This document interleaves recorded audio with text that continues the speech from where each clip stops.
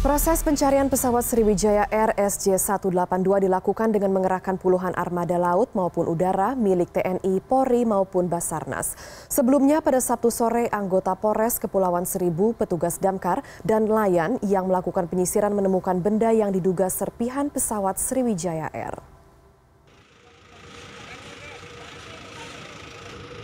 Proses pencarian pesawat Sriwijaya Air SJ182 yang jatuh di Kepulauan Seribu terus dilakukan petugas gabungan. 4 KRI dari 10 KRI yang dikerahkan TNI Angkatan Laut telah berada di lokasi jatuhnya pesawat, tepatnya di perairan Pulau Laki, Kepulauan Seribu. Tanya mengerahkan armada KRI, TNI Angkatan Laut juga mengerahkan tim penyelam dari Kesatuan Kopaska dan Denjaka. Pertama kita menyiapkan KRI yang dari Hidros, yang memang spesialis untuk melaksanakan pencarian di bawah air. Hari ini juga malam ini juga akan berangkat. Kemudian tim penyelam, Kopaska, dan Denjaka. Seperti Bapak lihat di belakang ini semua dalam persiapan. Tanya dari TNI Angkatan Laut, Polres Kepulauan Seribu telah mengerahkan 2 unit kapal cepat ke lokasi jatuhnya pesawat Sriwijaya Air. Proses pencarian dipimpin langsung Kapolres Kepulauan Seribu AKBP Eko Wahyu. Sebelumnya pada Sabtu sore, anggota Polres Kepulauan Seribu, petugas damkar, serta nelayan menemukan sejumlah serpihan diduga bagian pesawat Sriwijaya Air. Serpihan ditemukan di perairan sekitar Pulau Lancang dan Pulau Laki, Kepulauan Seribu. Tim Liputan, CNN Indonesia.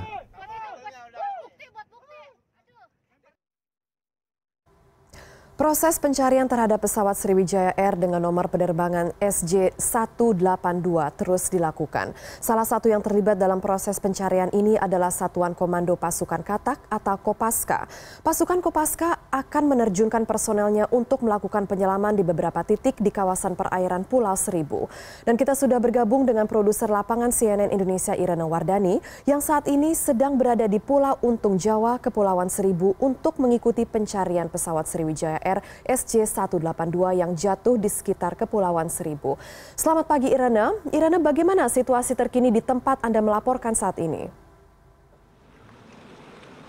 Ya, selamat pagi Amelia. Situasinya masih upaya pencarian belum dilakukan karena masih menunggu kedatangan dari asisten operasi Satuan Komando Pasukan Katak sendiri yang rencananya pagi ini akan merapat bergabung dengan pasukannya yang semalam, maksud saya bukan semalam, dini hari tadi tiba di Pulau Untung Jawa. Dini hari kami bertolak pukul 12:30 pagi dari Pondok Dayung, markas Satuan Komando Pasukan Katak sendiri menggunakan 2 Sea Rider yang masing-masing diisi tim penyelam. Total ada 20 tim penyelam yang akan diterjunkan untuk melakukan penyisiran di pulau-pulau Kepulauan Seribu ini. Saat ini saya berada di Pulau Untung Jawa, sedangkan TKP atau lokasi titik jatuhnya pesawat Sriwijaya ini diperkirakan di antara 2 pulau lain di Pulau Seribu, yaitu Pulau Lancang dan Pulau Laki. Nah, namun penyisiran akan dilakukan dari mulai Pulau Untung Jawa ini sendiri, kemudian akan dipersempit ke Pulau Lancang dan Pulau Laki. Saya mendapat informasi di Pulau Lancang sendiri sudah didirikan posko di kantor kelurahannya, didirikan posko untuk tim yang akan bergerak melakukan proses penyisiran dan pencarian pesawat Sriwijaya Air yang jatuh kemarin sore. Amel. Baik, lalu Irena, apa saja kendala-kendala yang mungkin akan dihadapi oleh tim pencarian Sriwijaya Air ini nanti di sana?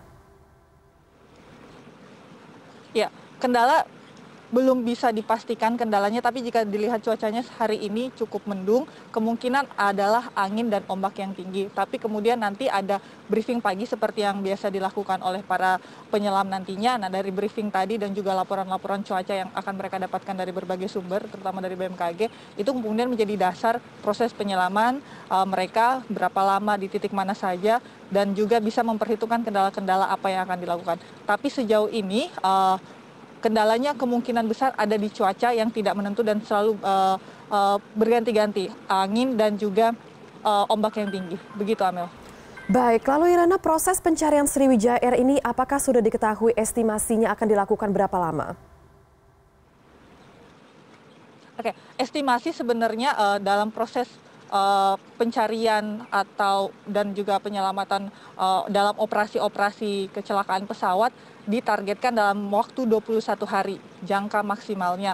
Kemudian seperti pengalaman di Lion Air di tahun 2019 lalu, di mana Kopaska juga terlibat, maksimal mereka menargetkan 21 hari. Namun kemudian dari berbagai pertimbangan akan diperpanjang, mungkin itu nanti sesuai dengan perintah atau juga keterlibatan dari berbagai pihak. Karena operasi ini tidak hanya melibatkan satu pasukan saja, tapi juga ada Basarnas dan juga TNI dan juga dari kepolisian dan juga pemerintah, yaitu yang di bawah Kementerian Perhubungan. Begitu Amel. Tapi dalam estimasi waktu 21 hari yang saat ini ditargetkan dimaksimalkan untuk mencari dan mengumpulkan sebagai puing-puing pesawat Sriwijaya ini untuk dijadikan alat atau juga jadikan tools agar bisa mengetahui penyebab kecelakaan pastinya dari pesawat ini. Begitu, Amel. Baik, lalu Irana, ada berapa kapal yang dikerahkan di sana? Oke.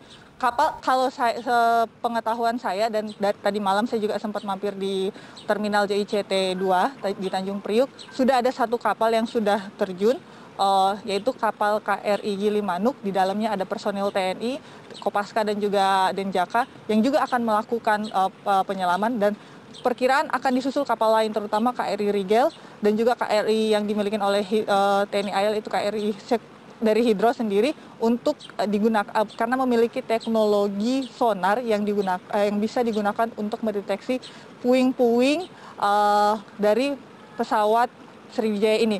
Nantinya KRI ini yang akan juga mengeluarkan sonarnya, dan kemudian para pasukan penyelam yang akan kemudian mendatangi untuk mengangkat puing-puing yang diperkirakan sebagai bagian dari pesawat Sriwijaya ini.